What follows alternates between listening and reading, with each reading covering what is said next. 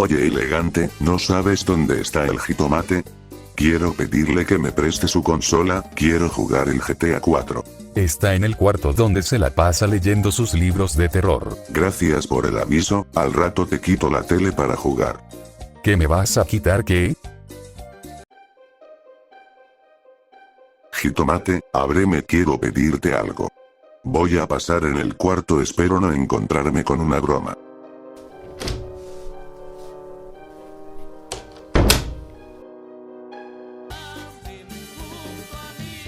Elegante, hay una mujer en ese cuarto y me está asustando, por favor acompáñame. ¿En serio, una mujer te asusta? No me quiero imaginar cuando te encuentres con un alacrán. ¿Ves? No hace nada.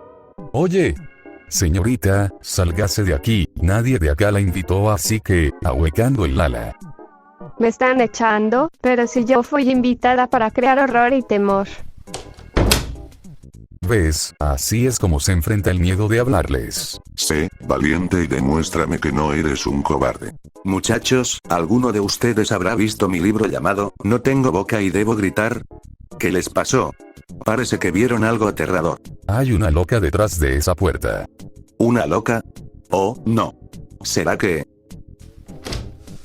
Chizuru? ¿Dónde estabas? Te estaba esperando en la entrada de mi casa, ¿cómo te metiste aquí? ¿Cuál entrada? La única entrada que encontré fue una ventana, aparte me quieren echar de aquí, apenas llegué. No te preocupes, aquí nadie te va a echar. Ya que tú eres mi invitada especial para hacer la maratón de creepypastas. ¿Conseguiste las historias? Claro, conseguí 3 historias, ¿y tú? ¿Conseguiste las tuyas? Claro, siempre estoy preparado. Jitomate, la serie de creepypastas oro, tendrá que ser cancelado ya que no he logrado conseguir historias buenas. Pero, ¿cómo? Si tenías un mes completo, ni aún así encontraste mínimo 2 historias, esto es malo. Feliz 1 de abril. Es una broma, acá está el guión, la última es tan aterradora, que nadie querrá volver a ver esa historia ya que quedarán traumados. Gracias, por conseguirme estas historias. ¿Y tú Chizuru, estás lista? Porque ya estamos a punto de crear el vídeo. Claro que sí, mis queridos zombies, estoy lista para el terror. Porque tú has hecho de mí un hombre afortunado. No me dejes de amar jamás. Este mundo sin ti no es igual. Ni solo motivo de soñar y vivir.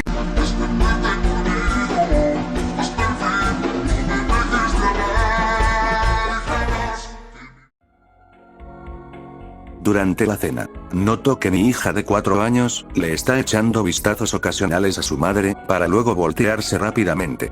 Siendo tan joven, su concepto de la sutileza no es muy bueno, y es obvio que algo está plagando su mente. Ya sé qué es. Mi hija y yo estamos sentados en un extremo de la mesa del comedor. Mi esposa está en el otro. Ha sido así desde antes de que mi esposa se lastimara, y nada ha cambiado. La razón particular de esta distribución de los asientos es que mi esposa ama mirar a nuestra hija. Es la niña más hermosa que he visto, ¿por qué no querría pasarla viendo todo el tiempo? Suele decir, y me identifico con ello. Hemos estado haciendo nuestro mejor esfuerzo para impedir que el accidente afecte nuestras vidas, pero es difícil explicarle lo que está sucediendo a una niña de 4 años. Debe ser un momento muy confuso para ella. Mi hija se inclina hacia mí y susurra con su voz más baja para que su madre no la escuche. Pero, de nuevo, la sutileza no es su punto fuerte, y prácticamente lo grita. ¿Por qué mami tiene que usar esa silla? Mi corazón se rompe un poco cuando dice eso.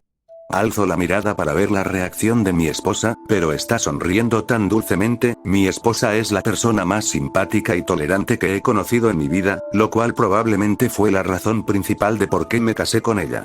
Ella ha sido así desde antes del accidente y nada ha cambiado.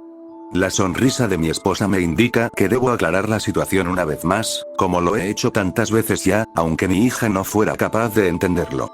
Cariño, escucha. ¿Recuerdas que tu mami se cayó de las escaleras y se hizo muchos golpecitos?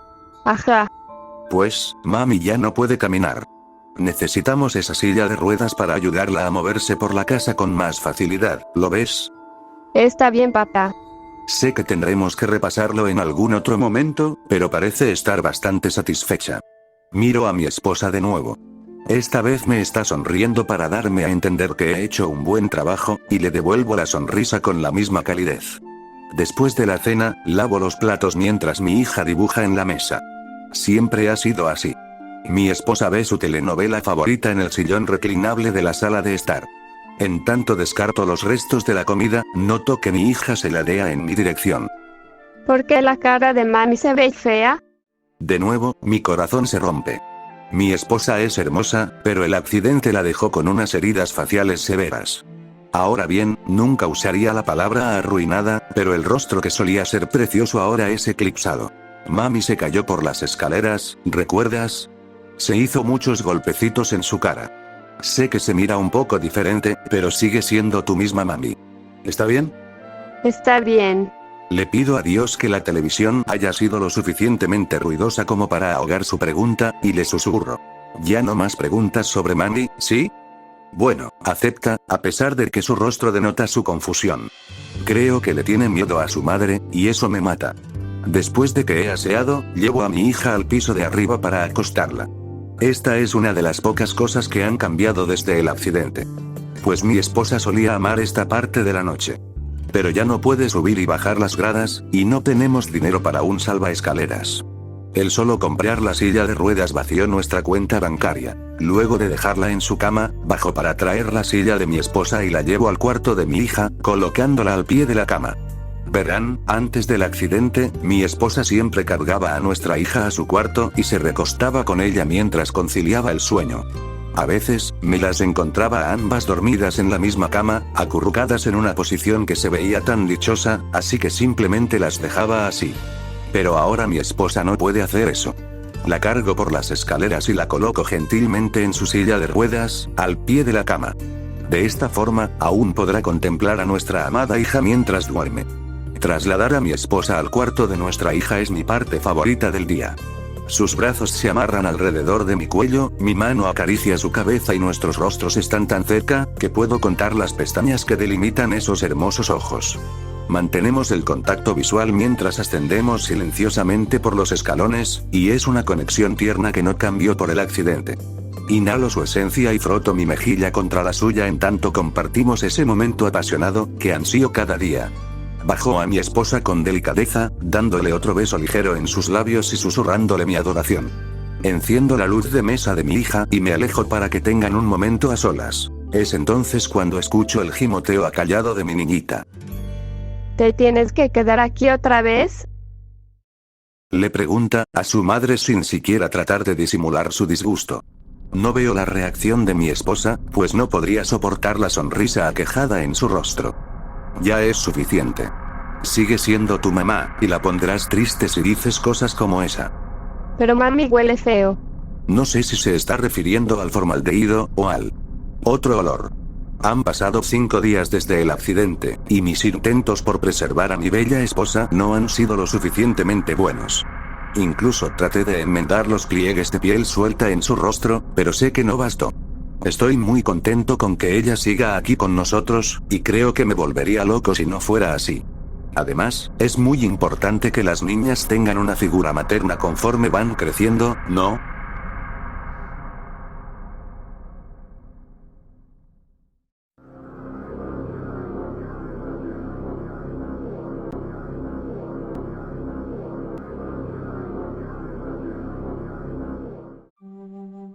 Hace casi 5 años vivía en el centro de una ciudad en los Estados Unidos. Siempre fui un noctámbulo, por lo que muy seguido me aburría después de que mi compañero de cuarto, que no era como yo, se iba a dormir. Como pasatiempo acostumbraba salir a dar largas caminatas y utilizar ese tiempo para pensar. Estuve viviendo casi 4 años de esa manera, caminando solo por la noche, y nunca tuve una razón para sentir miedo. Recuerdo que bromeaba con mi compañero de cuarto, diciéndole que hasta los vendedores de drogas eran educados. Pero todo cambió en unos cuantos minutos de una noche de esas. Era un miércoles entre la 1 y 2 de la madrugada. Me encontraba caminando cerca de un parque algo alejado de mi departamento, pero que era constantemente visitado por una patrulla. Era una noche tranquila, aún para una noche entre semana. Había muy poco tráfico y casi nadie a pie. El parque se encontraba, como casi todas las noches, completamente vacío. Giré en una calle con la intención de regresar a mi departamento cuando lo vi por primera vez. Se encontraba hasta el final de la calle en la misma acera que yo. Era la silueta de un hombre bailando. Era una danza extraña, similar a un vals, pero en cada cuarto movimiento daba un paso hacia adelante. Se podría decir que caminaba bailando hacia donde yo me encontraba. Creí que posiblemente era un borracho, así que me orillé lo más que pude hacia el asfalto para darle espacio para maniobrar sin colisionar conmigo. Mientras más se acercaba, más me daba cuenta de la gracia con la que se movía. Era alto, delgado y llevaba puesto un traje viejo. Cuando estaba lo suficientemente cerca pude distinguir su cara. Sus ojos estaban completamente abiertos, su cabeza estaba ligeramente inclinada hacia atrás como si mirara al cielo. Su boca formaba una sonrisa tan amplia que le produciría dolor a cualquier otra persona. Debido a esto decidí cambiarme de acera antes de que se acercara más. Dejé de verlo para concentrarme en cruzar la calle. Cuando llegué del otro lado de la banqueta miré hacia atrás, y me quedé paralizado. Él había detenido su baile y se encontraba con un pie sobre el pavimento, completamente paralelo a mí. Su cuerpo estaba en mi dirección, pero su cabeza seguía viendo hacia arriba con esa horrible sonrisa. Me sentí completamente nervioso por esa situación. Comencé a caminar otra vez pero sin dejar de ver al hombre. No se movió. Cuando había puesto casi media cuadra de distancia entre nosotros, volteé para ver la banqueta frente a mí. Estaba completamente vacía. Todavía nervioso giré la mirada hacia donde el hombre se encontraba, pero no lo vi. Por segundos me sentí aliviado, sin embargo lo noté con el rabillo del ojo. Había cruzado la calle y estaba en cuclillas. Por las sombras y la distancia no estaba muy seguro, pero sentía que me miraba. Solo lo había dejado de ver por no más de 10 segundos. Estaba claro que se había movido muy rápido. Estaba tan impactado que me quedé parado algunos segundos, mirándolo fijamente. Luego empezó a moverse hacia mí otra vez. Tomaba grandes pasos de puntillas. Exagerando como si de una caricatura se tratase. Pero lo hacía muy rápido. Me gustaría decir que en este punto me puse a correr o saqué mi gas pimienta o mi celular o cualquier otra cosa, pero no lo hice. Me quedé parado, completamente paralizado mientras el hombre sonriente se acercaba a mí. De pronto se detuvo, a una distancia como la de un automóvil. Su cara seguía sonriendo al cielo. Cuando finalmente encontré voz, le balbuceé la primer cosa que se me vino a la mente. Mi intención era gritarle en un tono imperativo y enojado. ¿Qué carajos quieres? Pero lo que salió fue un lastimoso lloriqueo. ¿Qué cara? Sin importar si los humanos pueden oler el miedo o no, estoy seguro de que pueden oírlo. Y yo lo escuché en mi propia voz, lo que me hizo sentir más miedo. Pero él no reaccionó para nada. Solo se quedó ahí parado, sonriendo. Y después de lo que sentí fue una eternidad, solamente se giró muy despacio y comenzó a caminar bailando en dirección opuesta. Yo no tenía ganas de darle la espalda otra vez, por lo que vi cómo se alejaba hasta que estaba casi fuera de mi vista. Pero luego me di cuenta de algo. Ya no se alejaba, ni estaba bailando. Miré con horror cómo la distante figura de él se hacía grande. Venía de regreso, pero esta vez lo hacía corriendo. Yo corrí también. Huí hasta que me encontré en una calle mejor iluminada y con poco tráfico vehicular. Miré hacia atrás y el sujeto no estaba en ningún lado. El resto del viaje de regreso a casa me la pasé volteando constantemente hacia atrás, esperando ver su estúpido rostro con su estúpida sonrisa, pero nunca más lo vi. Viví en esa ciudad por 6 meses más después de esa noche y nunca más salí de noche a caminar. Había algo en su cara que siempre me perseguirá. No se veía borracho ni drogado. Su rostro reflejaba completa y total locura. Y eso verdaderamente da mucho miedo.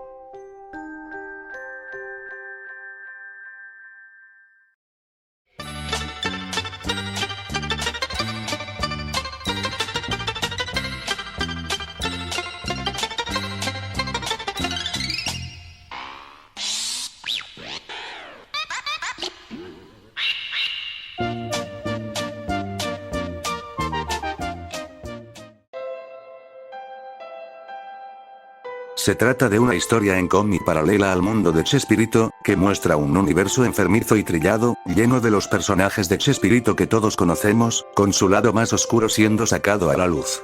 Nadie sabe de dónde salió la historia y pocos saben cómo conseguir el cómic, más que aquellos que conocen la dirección web exacta. Se cree que fue un programa pensado por Chespirito y que, al no poder filmarlo, encargó a un dibujante la creación de dicha historia. Solo pocos han podido ver el cómic completo. La única imagen conocida es una que se encuentra a la mitad de la historia y que se supone que pertenece a la portada del cómic. A continuación el relato. Era una tarde lluviosa en la vecindad, todos descansaban dentro de sus casas, un niño delgado y muy hambriento estaba buscando entre la basura un cartón, para cubrir el hoyo de su barril. Estaba congelado y resfriado, el chavo del 8 había cumplido ya 9 años y el único regalo que le dio el cielo, fue una tarde de tormenta más intensa y escalofriante. Mientras seguía esculcando la basura, vio un periódico que en su titular decía: enfermo mental se escapa de su casa luego de asesinar a su compañero. Según el periódico, el loco apellidado Bonaparte, habría sufrido uno de sus constantes ataques de un efecto derivado de la epilepsia, conocido como chiripiorca. Y su compañero, al intentar calmarlo de un golpe, despertó en él un extraño estado de locura que provocó que Bonaparte lo asesinara con un bate de béisbol.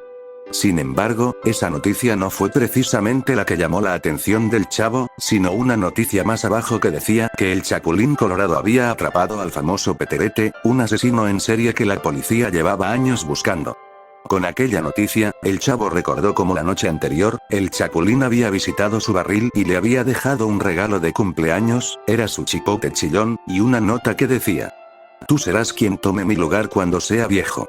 Fue el mejor regalo que nadie pudo haberle dado, más que la torta de jamón de Don Ramón o el par de botas viejas que le había regalado Kiko. De pronto, a lo lejos, se escucharon sirenas.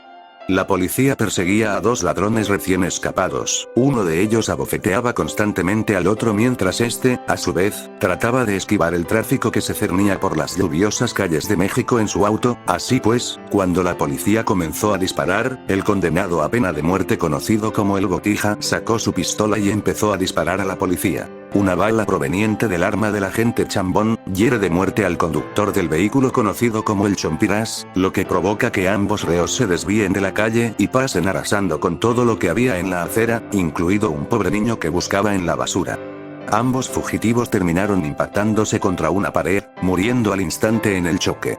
Mientras Chambón y su compañera revisaban la escena del crimen, vieron a lo lejos una silueta de dos personas en el piso. Al acercarse, vieron lo peor.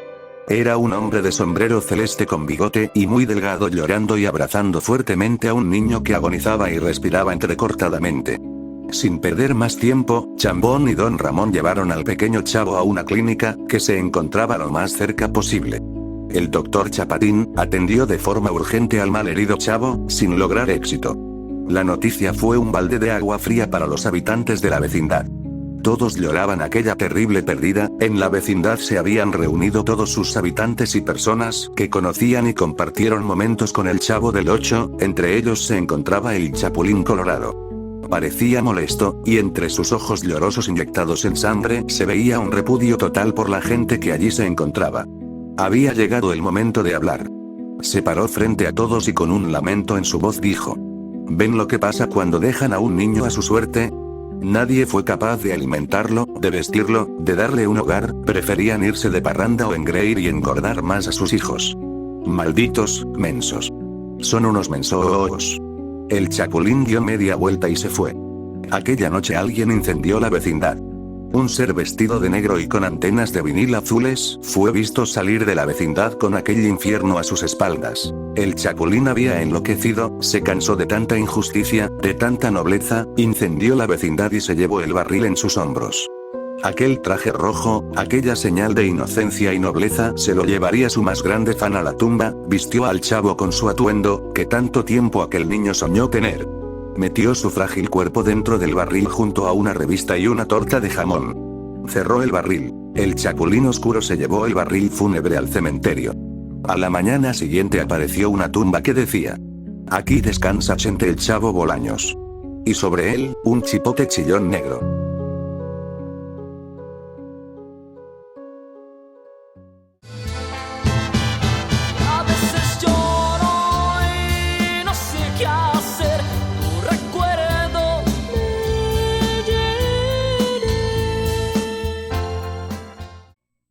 Como la mayoría de la gente hoy en día, tuve una infancia desastrosa.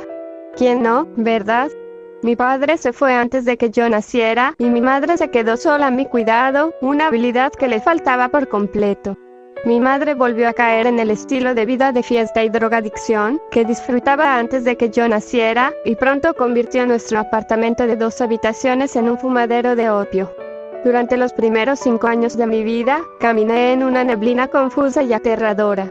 El aire cargado de humo inundaba el pasillo desde nuestra sala y se colaba por debajo de la puerta de mi dormitorio. Siempre parecía persistir durante días. Ahora sé que mi madre no era mala persona, solo una víctima de sus adicciones. Cuando le sobraba dinero, ponía comida en casa o me compraba ropa en Goodwill. Los únicos muebles que tenía en mi habitación eran un juego de colchones y un pequeño baúl de juguetes azul y blanco. Claro que no tenía muchos juguetes, solo los 3 que me habían regalado por cumpleaños.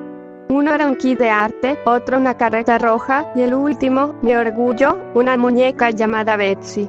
Betsy era mi mejor amiga. Hacíamos fiestas de té imaginarias, dormíamos juntas e incluso nos bañábamos juntas. A veces, incluso recuerdo su voz. Cuando recordé mis conversaciones con la muñeca en la edad adulta, me di cuenta de que probablemente sufría delirios, gracias a las siempre presentes colillas de humo que llenaban los sucios pasillos y las corrientes de aire de los dormitorios de nuestro pequeño apartamento. Aún recuerdo el sonido de su voz. Una cadencia agradable y vibrante que casi siempre iba acompañada de una risita estridente. También recuerdo las cosas que me decía y las cosas que quería que hiciera. Me pedía que robara comida normal o bolígrafos y lápices. Quería que le trajera tenedores y cuchillos, y que golpeara al hombre malo que dormía en nuestro sofá. Siempre había algo y siempre me metía en problemas. Pero ella, no. Cuando le contaba a mi madre quién me había incitado a estos juegos, se burlaba y negaba con la cabeza. Nunca me creyó. Los adultos nunca lo hacen. Alrededor de mi 6º cumpleaños, le pedí a mi madre una fiesta. Quería invitar a las chicas malas del colegio y servirles pastel y helado para que me cayesen bien. Recuerdo estar en la cocina ese día con tantas esperanzas, tras haber hecho la pregunta más importante de mi vida. La botella de Coca-Cola que sostenía temblaba en mis manos nerviosas. Esperé con la respiración contenida mientras mi madre seguía guardando la compra, casi como si no me hubiera oído. Pero sabía que sí. Finalmente, justo cuando no había tenido el valor de repetir mi pregunta por segunda vez, se giró y negó con la cabeza con frivolidad. Una fiesta de cumpleaños. Laura, qué ridículo. No me alcanza para alimentar a 15 niños que ni siquiera son míos. Diablos, apenas me alcanza para alimentarte a ti. Comes como un elefante, sobre todo para una niña de tu tamaño. ¡Oh! Perdón, Betsy, sí. Apenas me queda nada para comer por aquí, y mucho menos una clase llena de mocosos ajenos. Me decepcioné cuando ella negó con la cabeza, murmuró algo más en voz baja, y se fue a la sala a trompicones. Oí que la música subía de volumen, mientras más gente entraba por la puerta. Algunos se fueron, otros se quedaron. Nunca los conocí. Simplemente no era justo, mi madre siempre hacía fiestas, y yo era un niño. Todos mis amigos celebraban sus cumpleaños, y ahora las chicas malas del colegio sabrían que era demasiado pobre para tener una, y se burlarían aún más de mí. Sentí que las lágrimas empezaban a brotar de mis ojos y contuve un sollozo, mientras corría a mi habitación y cerraba la puerta de un portazo. Betsy estaba tumbada en la cama sonriendo. Siempre sonreían. Normalmente me hacía sentir mejor, pero hoy me enfadó. No dejaba de mirarme, sonriendo. Iba a decirme que hiciera algo malo, otra vez. Por eso mi madre no me hacía una fiesta de cumpleaños. Era por todos los líos en los que me metía por su culpa. Era culpa suya. Betsy no tenía que ir a la escuela y nunca se metía en líos como yo. Y en mi joven mente, creía de verdad que era la muñeca, no mi madre, la culpable de todo. Entonces perdí el control. Grité de rabia e indignación y tiré la botella con todas mis fuerzas contra la cama. Le dio a Betsy en la frente y cayó al suelo. ¡Qué bien! Recogí la botella y la golpeé una y otra vez. Creí oírla reír y la golpeé más fuerte. Entonces me reí. Cuando se me pasó la rabia, arrastré a Betsy hasta mi baúl de juguetes y la arrojé dentro. Lo cerré de golpe y le di una patada al baúl contra la pared. No quería volver a ver a Betsy, jamás. Nunca volví a tener una muñeca después de Betsy. Como una semana después, llegó la policía y 2 señoras amables me llevaron a vivir a una casa nueva. En un estado nuevo, con comida, juguetes y sin drogas. El baúl fue a parar a un almacén y la carreta desapareció. Nunca volví a ver a mi madre. Al crecer, mis padres adoptivos admitieron que estaba en la cárcel, cumpliendo una condena de 25 años. Me pareció bien. De todas formas, no sentía nada por ella. Seguía teniendo pesadillas por mi vida con esa mujer. Pero poco a poco, empecé a sanar. Me concentré en que me fuera bien en la escuela e ignoré las cartas de mi madre desde la cárcel. Ella también me contactó varias veces cuando tenía 20 y tantos años, pero siempre rechacé sus llamadas. Eso fue así, hasta esta mañana. Ya tengo 30 años, tengo mis propios hijos y un esposo cariñoso y honesto. Tengo una casa hermosa, 2 perros y una carrera como trabajadora social, intentando ayudar a niños que lo pasaron mal como yo. Soy feliz, estable y estoy contenta. Así que cuando recibí un mensaje de voz de mi madre informándome que había salido en libertad condicional y que quería hablar, decidí dejarla hablar. Como los niños habían vuelto de la escuela, salí al cobertizo del patio trasero para devolverle la llamada a mi madre. El cobertizo era el dominio de los niños y lo usaban para jugar en verano. Me senté en mi viejo baúl de juguetes, que ahora servía de mesa para la merienda, y marqué el número que me había dejado. Hola, Laura. Hola, mamá. ¿Cómo estás? Ay, Laura, gracias por hablar conmigo. Sé que ahora tienes tu propia vida y una familia. Me encantaría conocerlos algún día. Solo quería decirte cuánto lo siento por todo. Mamá, no verás a mis hijos, nunca. Y ya que me llamaste, voy a decirte lo que he necesitado decirte durante años. El opio, la heroína, te destruyeron.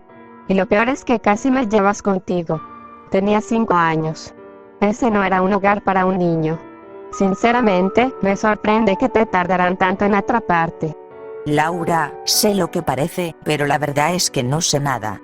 Mira, da igual y entiendo por qué te sientes así. ¿Por qué me odias y no quieres que conozca a tus pequeños? Aprendí mucho sobre el perdón mientras estuve lejos y, ay, Laura, siento mucho lo de Betsy. Betsy, hice una pausa, confundida. ¿Por qué te importa? Lo sé, Laura, créeme. Todo fue culpa mía. Las drogas, las fiestas. Y Betsy, Dios mío, si tan solo hubiera prestado atención, si tan solo hubiera sabido. Se fue y es por mi culpa. Mientras mi madre empezaba a llorar, golpeé la caja de juguetes con los dedos, impaciente. Las drogas, sin duda, me habían quemado el cerebro. Mamá, ¿por qué hablas de Betsy? ¿Y qué te importa? Sé dónde está Betsy. Justo debajo de mí. ¿De qué estás hablando, Laura? Dios mío. ¿Dónde está? Me moví incómoda. Bueno, Betsy está en el maletero, donde siempre ha estado. Se produjo un silencio impresionante. ¿Qué quieres decir con que tu hermana está en el maletero? ¿Cuál hermana?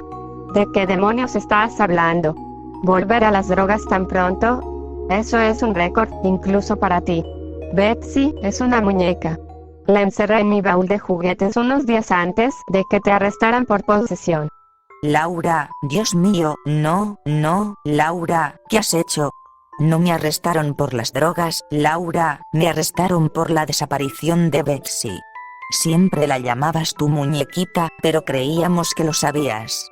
Dios mío, creíamos que lo sabías. Laura, no, ¿qué le has hecho a mi bebé? Mi mente se había quedado en blanco y, sin emoción alguna, dejé el teléfono a mi lado y me puse de pie. Podía oír el llanto ahogado de mi madre y sentir la oscura opresión de la posibilidad en mi propio pecho. Los recuerdos se agitaban en el fondo de mi mente, amenazando con invadir mi conciencia. Empujaban una puerta en mi mente que había estado cerrada con tanta fuerza durante tanto tiempo que había olvidado que siquiera existía. ¿Era siquiera posible? ¿Podría el trauma y el odio haberme hecho creer que una niña pequeña era en realidad una muñeca? Suplicando comida y cubiertos para comer, pidiéndome que la protegiera del hombre malvado. No. Me giré lentamente y bajé la vista hacia la mesa improvisada para la fiesta del té. Sin duda, era demasiado pequeña. No cabía nadie allí. No cabía. Pero claro, ¿qué tal una niña muy pequeña, hambrienta y demacrada? ¿Y ella? ¿Cabría? ¿Se molestaría un investigador en buscar a alguien en ese cofre? Sabía que yo no. Era demasiado pequeño. Y estaba segura de que habíamos abierto el cofre de juguetes en algún momento a lo largo de los años, ¿no? O algo que nadaba en los oscuros recovecos de mis recuerdos siempre me lo impedía. No recordaba haberlo visto abierto nunca. Me arrodillé en el suelo y abrí los cierres. Sería mejor no mirar. Después de todo lo que había superado, de esta nueva vida que me había ganado, todo podía deshacerse abriendo ese cofre de juguetes. No debería abrirlo. Debería tirarlo a un vertedero y olvidarme de que alguna vez existió. No debería mirar dentro. Abrí el cofre. Nunca tuve una muñeca. Mi madre nunca pudo comprarme una. Tampoco tuve un carrito, por cierto. Pero sí tenía un baúl de juguetes. Un baúl bonito, azul y blanco. Y cuando tenía 5 años, maté a golpes a mi hermanita y la metí dentro.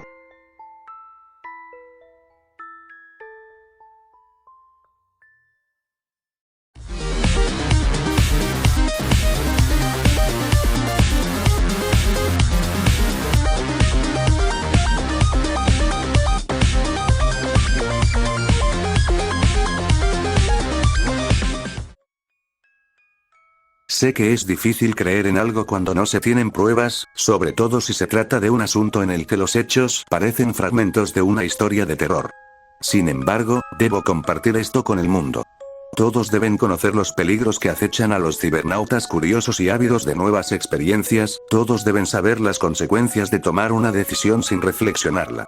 Hago esto con la finalidad de prevenirlos de una desgracia como la que ha destrozado mi vida.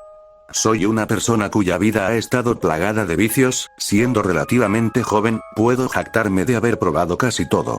Desde alcohol y drogas hasta extrañas prácticas sexuales y experiencias extracorporales.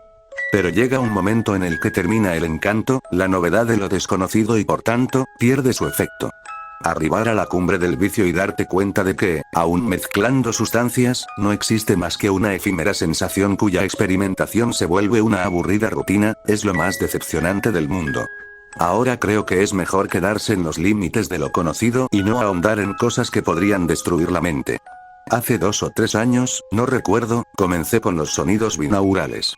Primero probé lo básico como el ido ser, después busqué otras que me brindaran experiencias más fuertes, fue así como encontré diversos tipos de frecuencia en la web normal y la profunda, todos con una extensa gama de sensaciones por experimentar, las cuales no tardé en agotar. Incluso llegué a colocar en mis oídos 2 piezas diferentes, provocándome algunos daños no tan graves como los que me ocasionaron otras situaciones que no vale la pena mencionar. En fin, en solo unos meses había escuchado todo lo que había llegado a mis manos, había experimentado en totalidad las sensaciones que esos audios me habían ofrecido y por tanto, había perdido interés en estos.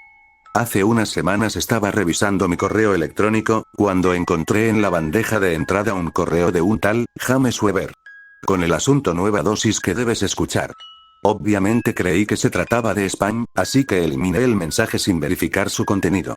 Repentinamente, ese sujeto James me envió un mensaje instantáneo, lo cual me sorprendió, pues no lo tenía agregado, preguntándome si no tenía curiosidad por probar aquella dosis. En otra ocasión hubiera bloqueado a aquel individuo y olvidado su oferta, pero encontré divertido su intento por venderme algo que no era novedad para mí. Le respondí cuestionándolo acerca de lo nuevo del audio y mencioné que ya había escuchado todo tipo de frecuencias. Te aseguro que jamás has experimentado algo como esto. Es indescriptible, no existen palabras adecuadas para expresar lo que provoca, repuso. Aunque era muy elocuente, no me fiaba en absoluto del desconocido, por lo que, con cierta desconfianza, pregunté por el precio de la pieza. Te ofrezco una dosis gratis para que lo compruebes. Al momento, envió un link que dirigía a un servidor ruso de almacenamientos de archivos. Pensé en terminar con el asunto, pues lo más probable era que el archivo fuera un virus y aquel sujeto sería alguien que buscaba perjudicarme. Entonces, como si hubiera leído mis pensamientos, envió otro mensaje que decía: puedes confiar en que todo estará bien.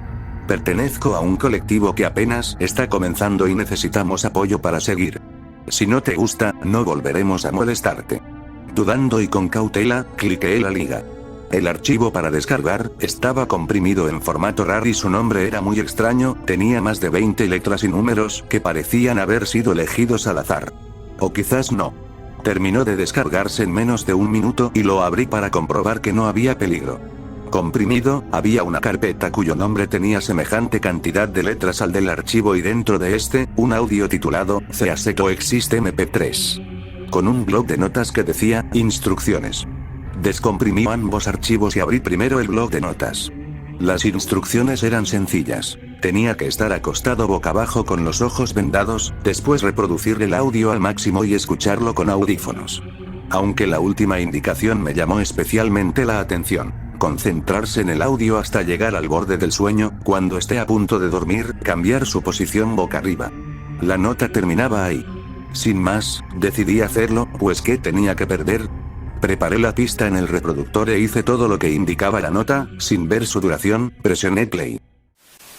Al principio, la pieza no tenía nada raro. Comenzó con un ruido parecido a la estática de la televisión, usual en la mayoría de los audios de este tipo. Después de unos momentos, el ruido comenzó a disminuir mientras un débil tañido de campanas se apreciaba al fondo. Aquel sonido aumentó gradualmente, y fue alentándose hasta que se convirtió en una sencilla melodía. Discerní algunos repiques que sonaban más graves que otros, así que presté atención y me di cuenta que eran 3 notas musicales. Do, re, fa, do, re, fa, do, re, fa. Ese simple arreglo parecía un trozo de una melodía de cuna, tan agradable que me abstraje en aquellas ondas, y dejé de escuchar el molesto ruido del fondo. Los armoniosos acordes provocaron que comenzara a dormitar, y estaba por entregar mi conciencia al mundo de los sueños, cuando el recuerdo de las indicaciones me cruzó la mente como un rayo. Tenía que cambiar mi posición. Con pesadez, giré lentamente mi cuerpo, desde el torso hasta los pies, de modo que mi cara quedó frente al cielo. Los sonidos continuaban deleitando mi oído, mi respiración era cada vez más pesada y mi corazón latía con igual lentitud. Me encontraba relajado como nunca en mi vida. Después de unos segundos comencé a sentir cómo se iba elevando mi cuerpo, desde los extremos inferiores a los superiores. Flotaba en el espacio, como si una fuerza externa atrajera mi ser a la gloria. Un efecto similar produce la dosis Zero Gravity. Pero no en la magnitud en que yo percibí aquella levitación. Dejé que las ondas sonoras continuaran haciendo su trabajo sobre mi cerebro mientras los tañidos comenzaban a perder intensidad. En un punto del viaje, quedó únicamente un zumbido de mediana intensidad. Cuando llegué al tope, sentí una paz inmensa, una sensación tan regocijante que abandoné cualquier otro pensamiento que pudiera tener en ese momento y me concentré únicamente en disfrutar aquel extraordinario estado. Mi respiración apenas era perceptible, incluso creí que no tenía necesidad de respirar.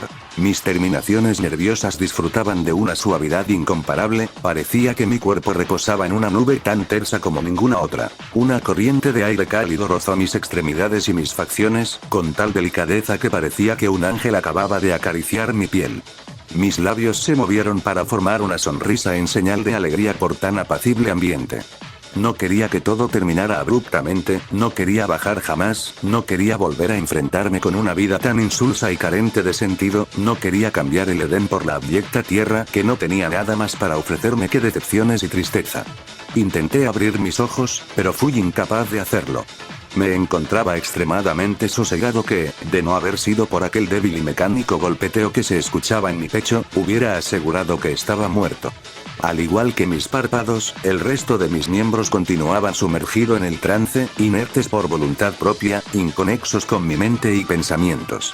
Aspiré profundamente y, mientras expulsaba el aire que había entrado a mis pulmones, mis piernas comenzaron a tener pequeños episodios de espasmos musculares. Mas no le tomé importancia a pesar de la incomodidad que producían.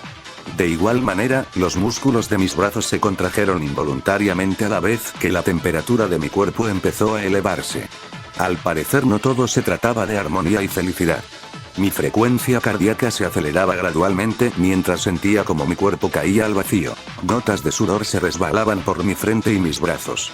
El zumbido se acrecentaba a cada centímetro que descendía, al cabo de unos momentos se volvió insoportable para mis tímpanos, tan intenso que aún no entiendo por qué estos no reventaron al percibirlo.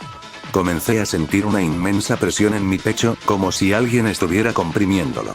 Intenté mover mis miembros, mas no podía siquiera abrir los párpados, mi cuerpo se encontraba inerte, tenso, totalmente rígido y con un dolor agudo, sobre todo en las muñecas y tobillos, un malestar parecido al que experimenta una persona que padece artritis.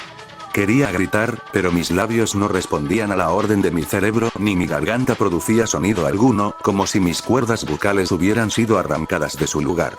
La presión ejercida sobre mi tórax dificultaba la respiración, cada vez me costaba más trabajo inhalar y exhalar, algo que hasta hace poco parecía no importar.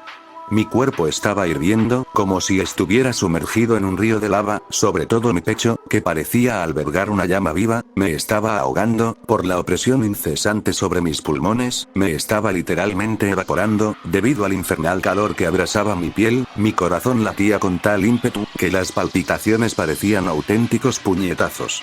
Como si mi órgano hubiera intentado quebrar el esternón y las costillas para huir del pandemonium en que se había transformado mi cuerpo. Una lágrima se escapó de uno de mis ojos y resbaló lentamente por mi rostro, mi piel ardía intensamente por donde había pasado, como si hubieran vertido una gota de ácido sobre mi cara. La presión se extendió por todo mi cuerpo, ahincando en mi cabeza, pues mis párpados comenzaban a abrirse, debido a que mis globos oculares estaban a punto de salirse de su órbita. No podía soportar más, había traspasado los límites de la resistencia humana, había cruzado los extremos del sufrimiento, había llegado a un punto en el que no sabía si continuaba vivo o me encontraba agonizando en los confines del infierno.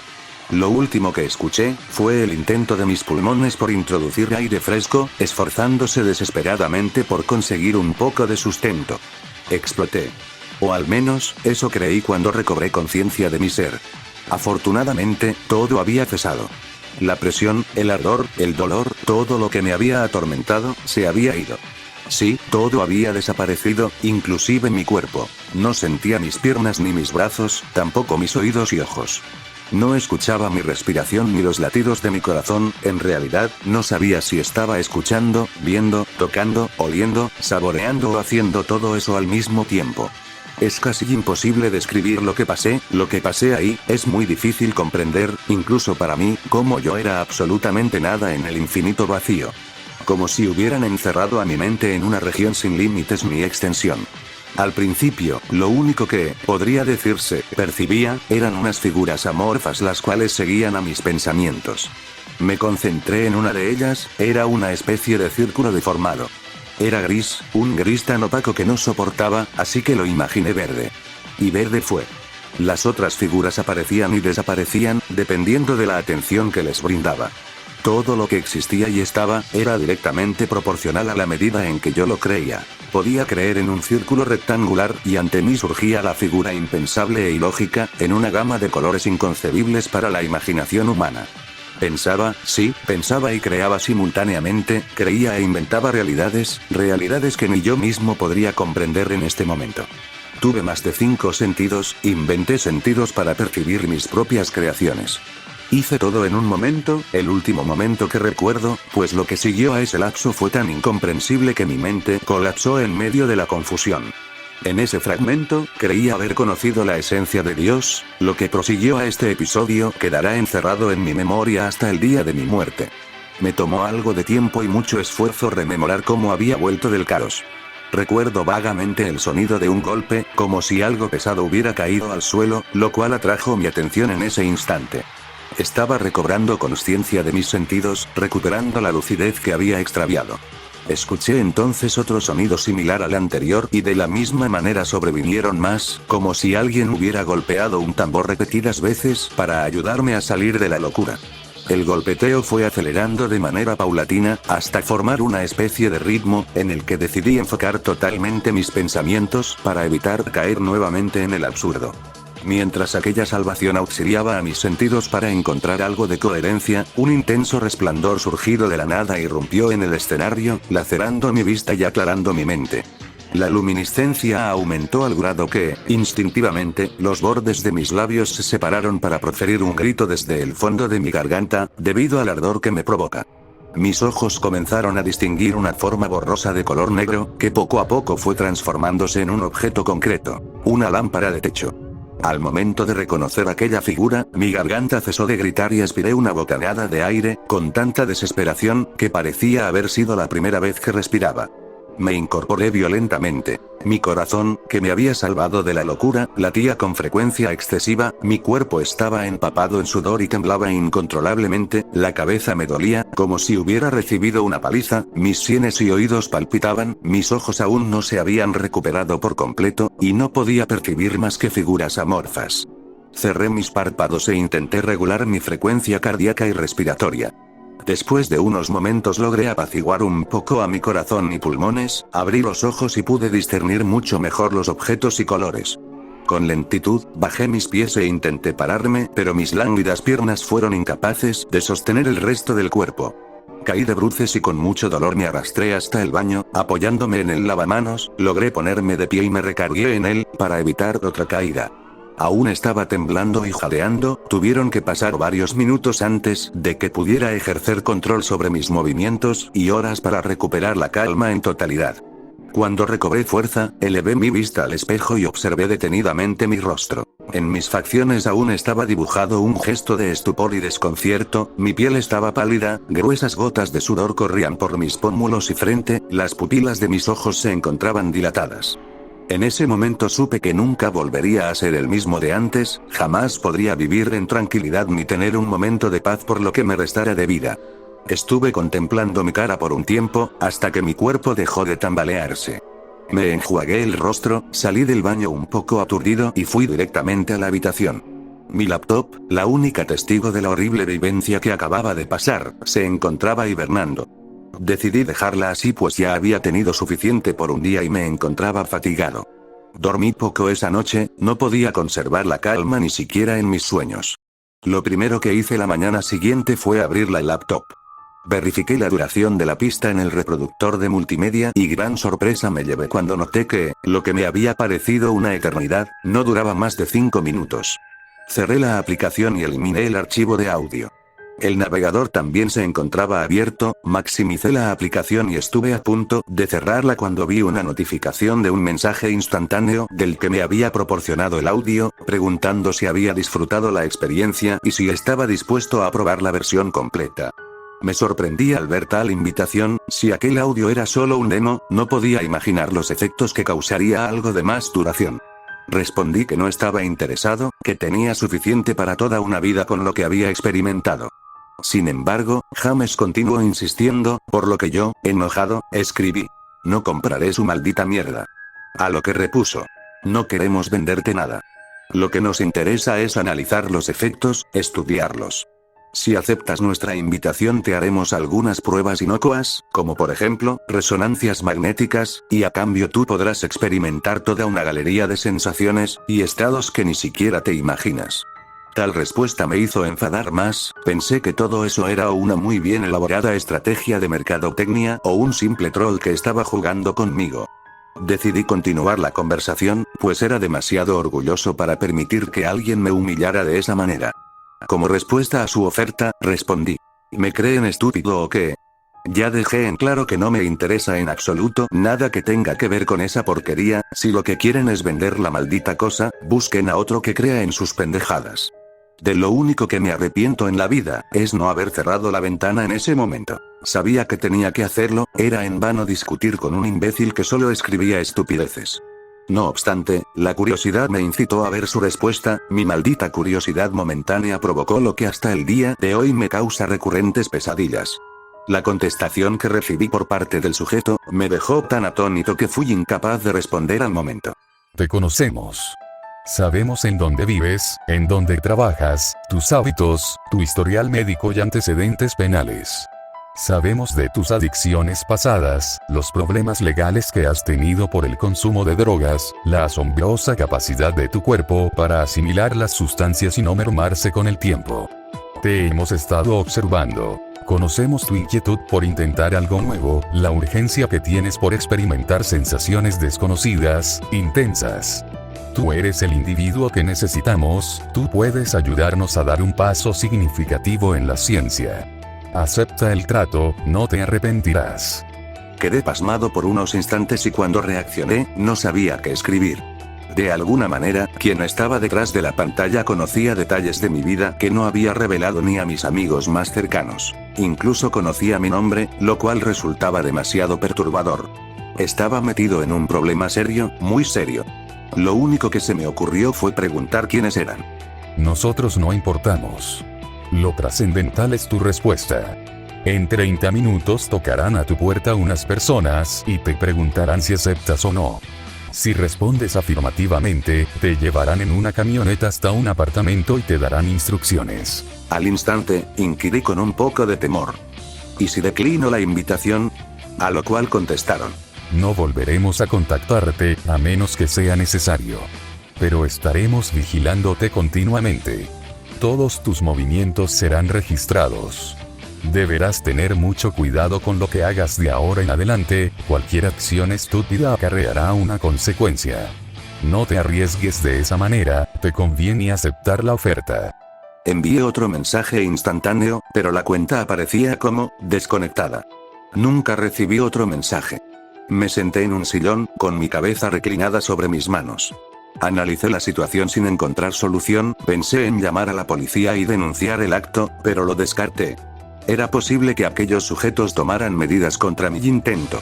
Tenía miedo de llamar a alguien para contarle los sucesos, no quería que nadie más estuviera involucrado en el asunto ni mucho menos que, por mi culpa, sufriera algún daño. Todo esto rondaba mis pensamientos hasta que un golpeteo en la puerta principal me interrumpió. Fui a la ventana e intenté ver quiénes llamaban a la puerta. Había una camioneta negra con vidrios polarizados estacionada frente al jardín, pero ningún pasajero a bordo.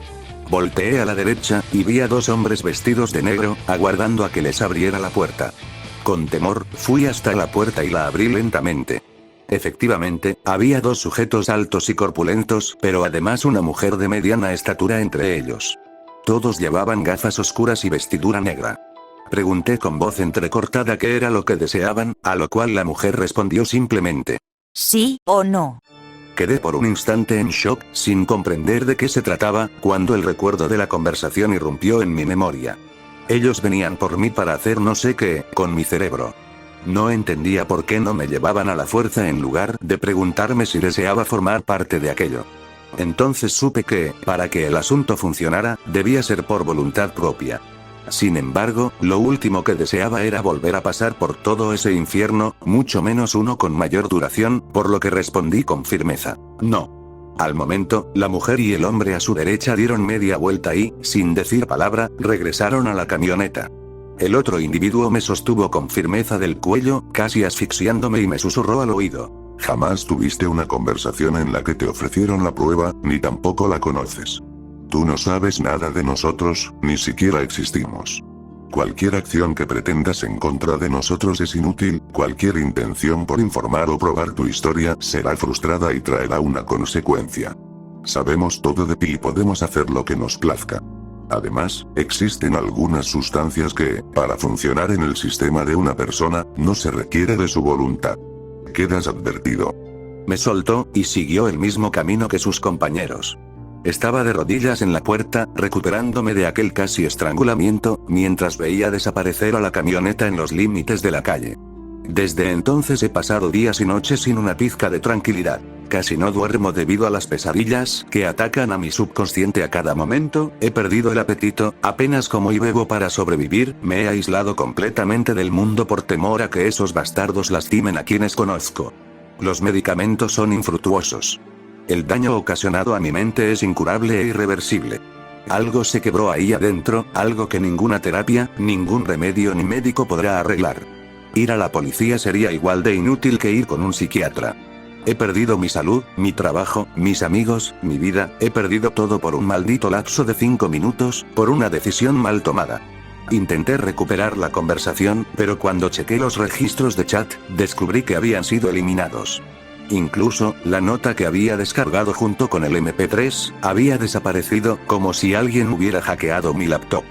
Sin embargo, cuando revisé la papelera de reciclaje, encontré el archivo MP3 intacto. Supongo que lo dejaron para que recordara mi desgracia, para que supiera que ya no había lugar en el mundo para mí, si no era con ellos. Me observan a cada momento, saben a dónde voy y lo que hago. Incluso siento que, en cierta manera, controlan mis acciones. Aún escondido aquí, saben que estoy escribiendo esto. Pero, ¿por qué lo permiten? Si es un hecho que voy a hacer todo lo posible para que esto salga a la luz, quizás, al estar internet lleno de historias extraordinarias y sobrenaturales, piensan que esta pasará a ser otra narración falsa, una leyenda sin bases para comprobar su veracidad, una historia más. O tal vez ellos buscan que la historia se difunda, que recorra cada sitio en internet y se popularice, así podrán conseguir personas que estén dispuestas a ceder su cerebro para quien sabe qué fines. Oh Dios, ¿qué he hecho? Cuando lean mi experiencia, la gente creerá que lo que experimenté fue algo divertido, cuando en realidad fue todo lo contrario. Ellos lo saben. Saben que, sobre todo los jóvenes, se sentirán atraídos por las sensaciones que describí, saben que no podrán resistirse a probar algo que les causará efectos mucho más intensos que las drogas convencionales. Ellos tenían planeado que yo escribiera esto. No me queda suficiente tiempo para corregir el daño, lo único que puedo hacer es advertirles. Nunca descarguen de internet si Aceto existe MP3 ni en ningún otro formato, aunque creo que será algo difícil encontrarlo. Nunca prueben dosis de dudosa procedencia, pero más que nada, jamás Acet. El texto del blog de notas termina aquí. Nota. El anterior texto me fue proporcionado por una persona allegada a mí, cuya identidad no puedo revelar por cuestiones de seguridad. Este individuo asevera ser pariente del protagonista de la historia, quien vive en Estados Unidos, y le mandó por correo electrónico su experiencia, originalmente escrita en inglés, junto con un archivo de audio que aparentemente es la pieza que se menciona en la historia. Yo no traduje la historia, ya que quien me la envió se había encargado de hacerlo, sino que corregía algunas cuestiones ortográficas, gramaticales, de sintaxis y modifiqué algunas palabras para hacer más apacible la lectura. No poseo el texto original ni la pieza de audio, no sé si es un hoax, aunque lo dudo, puesto a que conozco personalmente a este sujeto, y desconozco si el audio original se encuentra en algún sitio. Tampoco he podido contactar a quien me pasó el texto, así que no sé si la historia, en inglés, fue compartida en otros sitios ni tampoco si el archivo de audio esté disponible para descargar en algún servidor.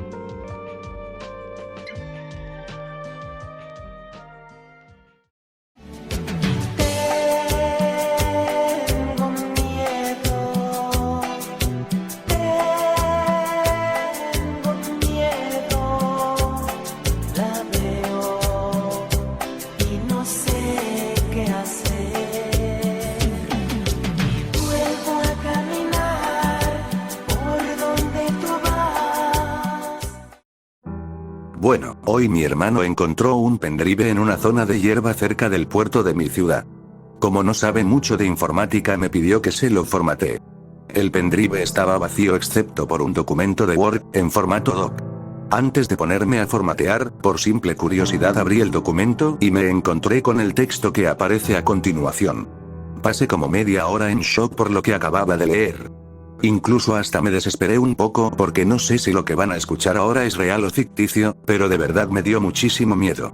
El pendrive ya está formateado, pero he guardado el documento de Word en mi escritorio, para compartirlo con ustedes.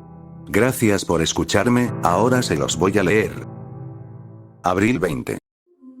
Hoy, velamos a mi hermano, vinieron mis tías y mis abuelos, lloraron mucho y mamá se desesperó 2 veces, y la enfermera o lo que sea la tuvo que calmar. Estoy muy triste, Mateo, te extraño mucho, ojalá pudiera estar un ratito más contigo, y darte la mitad del chocolate que me encontraste comiendo y que me negué a convidarte. Te extraño mucho.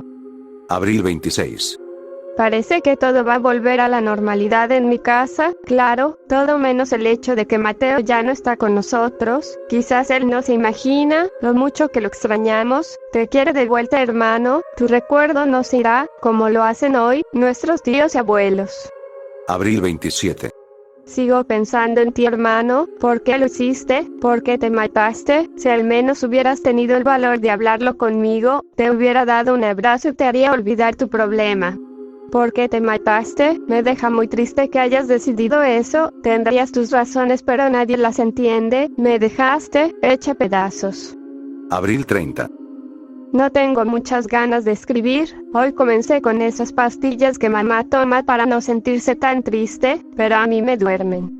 No quiero dormir más, cierro los ojos a la mañana y me vuelvo a despertar a la noche como a las 11, voy al baño y cuando salgo, miro la habitación de Mateo, entonces me acuerdo de todo lo que pasó, de cuando papá lo encontró con los brazos cortados y de cuando mamá gritaba sobre el charco de sangre. Nunca lo voy a olvidar, nunca lo voy a entender.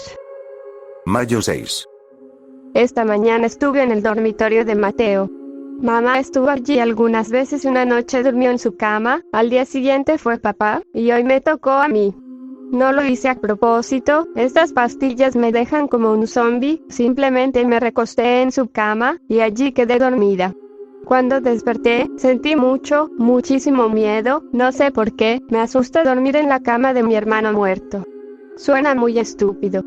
Tal vez la estúpida soy yo, no lo sé, ahora tengo ganas de seguir durmiendo, dejaré de escribir, y me recostaré en mi cama. Mayo 12. Es horrible lo que voy a confesar, pero no solo he vuelto a meter las narices en las cosas de Mateo, sino que también he comenzado a leer sus cosas. En su cuarto hay una pila de cuadernos de la universidad que mamá se rehúsa a tirar. La otra noche los escuché discutir sobre ello. Papá quiere deshacerse de casi todo porque cree que no tiene sentido guardar apuntes que ya no serán usados. Dice que debemos aceptar que él se ha marchado porque así es más saludable. Yo creo que no debemos tirar nada, mis razonamientos no tienen sentido, pero no quiero perder nada de lo que él haya tocado alguna vez, es lo único que me queda, y ni siquiera es suficiente. Mayo 15. Hace unos días volví a clases pero tengo la cabeza en otro lado, estas pastillas no sé hasta cuándo debo tomarlas, pero el médico me dice que en pocas semanas mi cuerpo se adaptará a ellas, por ahora lo único que siento es dolor y cansancio. Para empeorar las cosas encontré esa tarjeta negra entre los papeles de Mateo y por algún motivo no puedo sacarla de mi mente. Es un rectángulo de cartulina negra y dice algo sobre un secreto, ahora no recuerdo y no lo tengo a mano, porque estoy en la escuela, tengo que apagar, ya debe de estar por terminar el recreo, faltan 3 horas, 3 benditas horas, para volver a casa, Dios, qué cansada estoy. Mayo 16. Bueno Mateo, lo que quedaba de ti en casa, ya se ha ido, no sé cómo, pero de alguna manera papá ha convencido a mamá de que tirar todas tus pertenencias es la vía más saludable para sobrellevar el luto. Nadie nunca podría imaginar el dolor que tengo en este momento, a veces creo que mi corazón va a explotar, no tengo hambre, no tengo nada a excepción de sueño, y eso ahora mismo está bien, porque cuando sueño nada duele, y luego despierto. Mayo 18. El primer mes sin ti hermano, es casi mediodía y estoy llorando desde las 5 de la mañana, mis padres también lloran y mamá me permitió faltar hoy a clases, esto ya es insoportable. Mayo 23.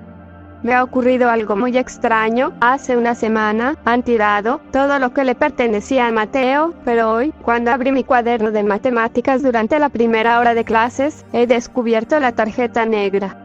No sé si he escrito sobre ella, creo que sí, no es nada más que un pedazo de cartón, con un número telefónico, y una frase bastante particular, ¿quieres saber el secreto? No sé cómo esta cosa no terminó en la basura, no sé cómo ha llegado a mi cuaderno de matemáticas, pero creo que son las pastillas, que me dejan tonta y me hacen olvidar dónde dejo las cosas, me pregunto de qué se trata. Mayo 24. Llamé al número, desde siempre creí que no era de aquí porque el prefijo es demasiado extraño y el número en sí muy largo, al final no ocurrió nada, me contestó una voz grabada diciendo que el remitente iba a estar disponible a partir del 25 de mayo a las 9 de la noche. Intentaré llamar mañana a la hora indicada. Por cierto, hoy no ha sido un día tan malo, papá nos cocinó filetes y yo no me he sentido tan cansada. Mayo 25. Buenas noches. Eso fue lo primero que me dijeron, yo iba a comenzar a hablar, quería preguntarles quiénes eran, a qué se dedicaban, porque todo este tiempo imaginé que se trataba de una empresa.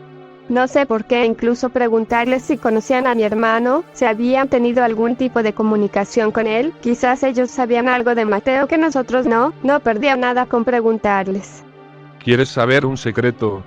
Preguntó el señor, antes de yo poder formularle cualquier pregunta que hubiera pensado con anterioridad, yo hice silencio. Después le pregunté de nuevo quién era, pero en vez de contestarme me volvió a preguntar si quería saber un secreto. Fue allí cuando comencé a perder la paciencia y levanté el volumen de mi voz. ¿Me puede decir quién es usted, señor?, le dije casi gritando. Pero él, sin mostrar indignación ni ningún otro sentimiento, me formuló por tercera vez la pregunta, enojada a corte. Mayo 26.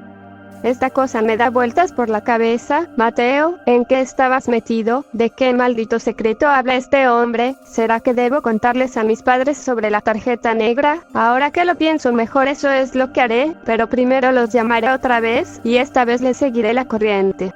Mayo 28. Han pasado 2 días, y faltan 2 días más. Por más que llamo al disque número indicado en la tarjeta negra, la voz automática me dice: el remitente de este número estará disponible el 30 de mayo a las 9 de la noche. Y la llamada finaliza. Creo que la impaciencia aplasta mis deseos de dormir. Mi cuerpo ya casi se adapta a las píldoras. Todavía estoy muy triste, pero tengo el pensamiento de que puedo salir adelante. Hoy me siento optimista. Mayo 29. Un día más, hoy por primera vez salí con mamá a dar una vuelta por el parque. Recordamos a Mateo de la mejor manera posible. Es imposible no darle lugar a la nostalgia. Lloramos sí, pero solo un poquito. Recordamos cosas graciosas sobre él. Mateo era un chico muy gracioso. Incluso después de muerto nos saca carcajadas con todas las anécdotas que nos dejó en nuestra memoria. Es por eso no entiendo que se haya suicidado. Te amo y te extraño, hermanito. Mayo 30. Hablé con el Señor. Él me dijo el secreto. Yo me carcajé mucho. Yo, ja, pero después lloré. Ay, no sé, estoy muy rara. ¿Qué pasa? ¿Cuál era el secreto? Así, no quiero pensarlo. No. El secreto ese, me da mucho miedo. El hombre me dio las gracias. Me dijo que yo sabía un gran secreto, porque el Señor me dijo un secreto que da mucho miedo. El secreto me hizo reír. El secreto me hizo también llorar, y ahora me da mucho miedo. Tengo miedo porque ahora veo cómo son las cosas. Yo tengo que controlarme, como dijo el Señor. No tengo que decir el secreto a nadie. El Señor me dijo un secreto: miedo, risas, llanto. Junio 3. El hospital es un lugar, es un sitio muy frío, y las paredes se ríen y lloran como yo. Ellas saben el secreto, y lo sabe también la tierra, y el cielo, y el sol, y el viento, y la sombra debajo de los árboles. Todos saben el secreto, y es por eso que no hablan, y yo sé el secreto. Un señor me dijo un secreto. Ahora estoy en casa. La doctora dijo que eran las pastillas las que me hicieron mal. Me daban sueño al principio, pero ahora me hacen mal. Pero yo sé que no son las pastillas, sino el secreto que me dijo el Señor.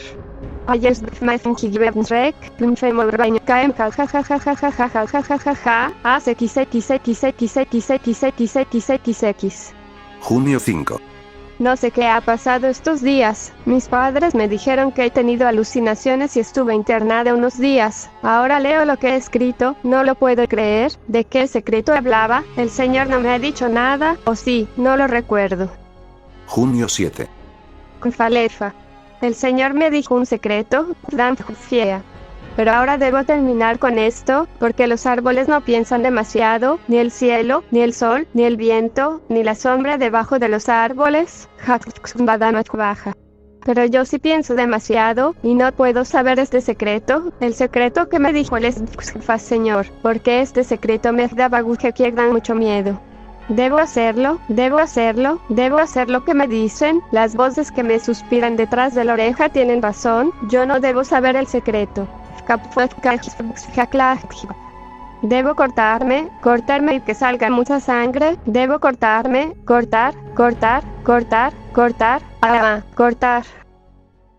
Julio 28.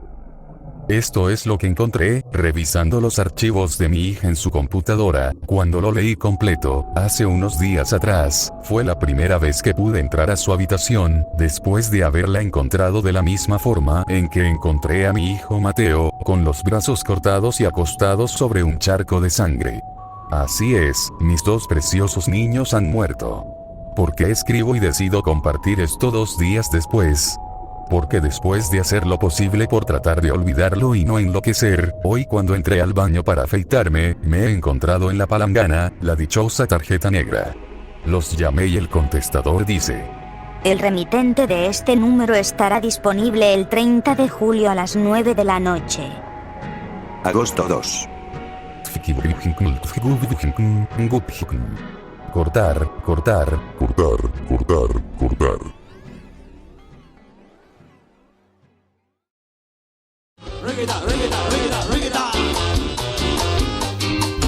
Y si no se han cansado, con las manitas arriba en esos momentos, ¿cómo dice mi gente? Manos arriba, las manos arriba, manos arriba, manos arriba, manos arriba, manos arriba. ¡Ey, ey, ey, ey, ey, ey, ey!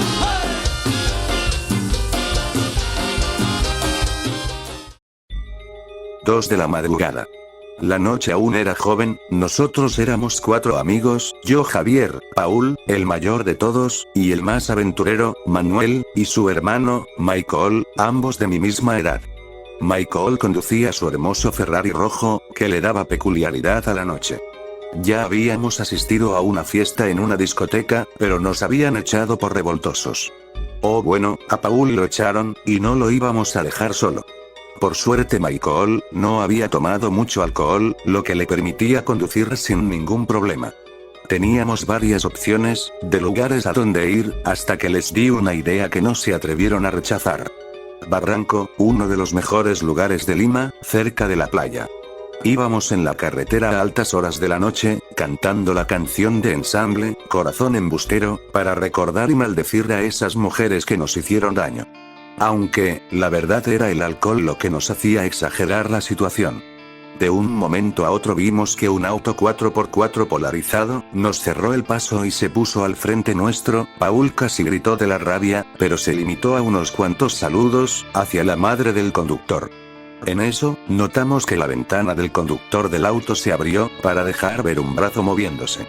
Es la señal, exclamó Michael. Paul seguía gritando cualquier incoherencia y yo, al estar sentado al lado de Michael, aproveché para preguntarle, ¿de qué señal estaba hablando?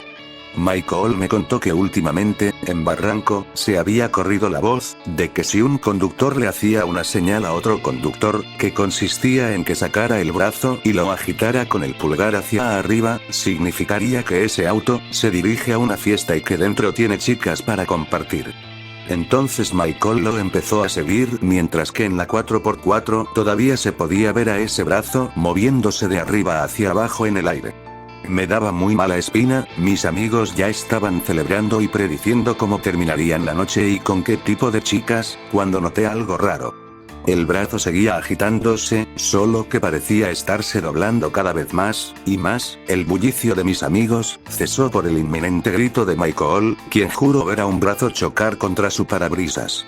Era cierto, el brazo que nos hacía señas, se había desprendido, o eso creímos. Manuel y Paul no nos creyeron, pensaron que nosotros estábamos demasiado ebrios, cuando eran ellos, los que estaban más ebrios que nosotros. Le dije a Michael que dejara de seguir a la 4x4, cuando notamos que otro brazo se asomaba por la ventana del conductor, y vimos a ese brazo caer cerca de nuestro auto. Esta vez todos lo habíamos visto, y ninguno tenía una palabra que saliera de su boca. Luego vimos que por la ventana del conductor, se asomó una pierna para luego ser lanzada, luego la otra, y otras partes corporales. Al parecer el conductor quería deshacerse de alguien. Frenamos de inmediato para llamar a la policía, pero apenas frenamos el carro, notamos que la 4x4 también lo hizo.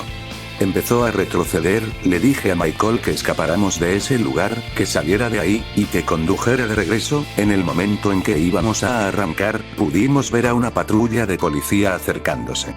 Le hicimos señas para que se detuviera. La 4x4 no se movía, se había detenido. Rápidamente le conté al oficial lo que habíamos visto, pues si los demás hablaban con él no les creería, era evidente que estaban borrachos. Entonces el policía fue a inspeccionar, por más que tocaba la puerta del auto nadie abría, por lo que decidió abrirla a la fuerza con la ayuda de su compañero. Cuando se abrió la puerta del auto, todos nos llevamos la mano a la boca. Dentro de la 4x4, se encontraba un sujeto, completamente bañado en sangre, sin brazos, sin piernas, sin orejas, sin labios y sin ojos. Estaba en el asiento del conductor, al parecer las partes humanas lanzadas desde la 4x4, le pertenecían a él, quiero decir, a su cuerpo. Pero era obvio que él no se podía haberse amputado esas partes, ni mucho menos haberlas lanzado, puesto que lo primero que se lanzaron fueron brazos. Definitivamente tuvo que necesitar la ayuda de alguien más. Lo peor de todo es que no habían chicas en el auto. Jajajajaja, te emocioné mucho con esa última historia, solo para que al final sientas la decepción más grande de tu vida. Solo fue una broma, no te lo tomes en serio. ¿Saben qué, chicos? Iré a salir un rato afuera, ustedes encárguense del jitomate. Chizuru, gracias por colaborar conmigo en estas creepypastas, te recomiendo que regreses a tu canal. De paso, yo iré a cazar duendes.